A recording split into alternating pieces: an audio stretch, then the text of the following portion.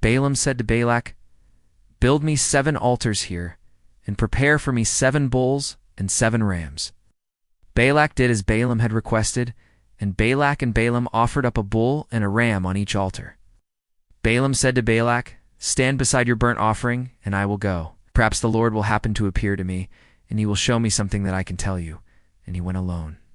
God chanced upon Balaam, and he said to him, "I have set up the 7 altars, and I have offered up a bull and a ram on each altar." The Lord placed something into Balaam's mouth, and he said, "Return to Balak, and say as follows."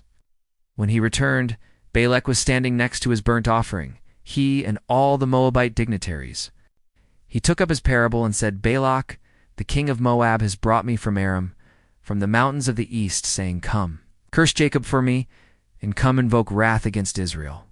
How can I curse whom God has not cursed, and how can I invoke wrath if the Lord has not been angered? For from their beginning I see them as mountain peaks, and I behold them as hills. It is a nation that will dwell alone, and will not be reckoned among the nations.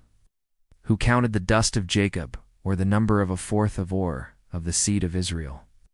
May my soul die the death of the upright, and let my end be like his." Balak said to Balaam, "What have you done to me? I took you to curse my enemies, but you have blessed them."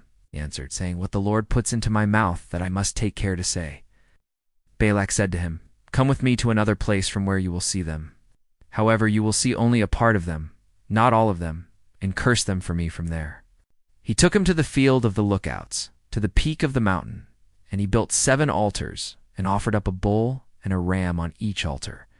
He said to Balak, "Stand here next to your burnt offering, and I will be chanced on here." The Lord chanced upon Balaam, and placed something into his mouth. He said, "Return to Balak, and so you shall speak." When he came to him, he was standing next to his burnt offering, and the Moabite dignitaries were with him. And Balak said to him, "What did the Lord speak?" He took up his parable and said, "Arise, Balak, and hear. Listen closely to me, son of Zippor. God is not a man that he should lie, nor is he a mortal that he should relent. Would he say and not do, speak and not fulfill? I have received an instruction to bless, and he is blessed, and I cannot retract it. He does not look at evil in Jacob, and has seen no perversity in Israel. The Lord his God is with him, and he has the king's friendship.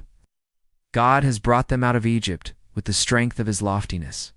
For there is no divination in Jacob, and no soothsaying in Israel. In time it will be said to Jacob and Israel, 'What has God wrought? Behold, a people that rises like a lioness, and raises itself like a lion. It does not lie down until it eats its prey, and drinks the blood of the slain.'" Balak said to Balaam, "You shall neither curse them, nor shall you bless them." Balaam answered and said to Balak, "Have I not spoken to you, saying everything the Lord speaks that I shall do?" Balak said to Balaam, "Come now, I will take you to a different place. Perhaps it will please God, and you will curse them for me from there." So Balak took Balaam to the peak of Peor, overlooking the wastelands. Balaam said to Balak, "Build me 7 altars here, and prepare for me 7 bulls and 7 rams." Balak did as Balaam told him, and offered up a bull and a ram on each altar.